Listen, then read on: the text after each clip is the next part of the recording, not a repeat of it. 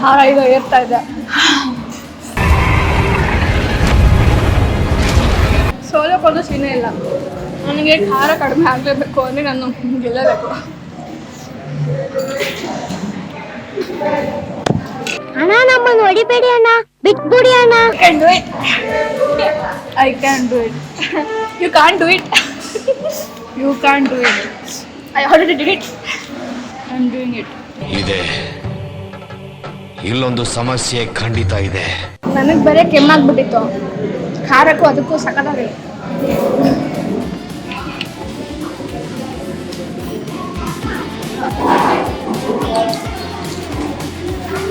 actually ದೀಕ್ಷಾದು ಕಡಿಮೆ ಆಗೋದು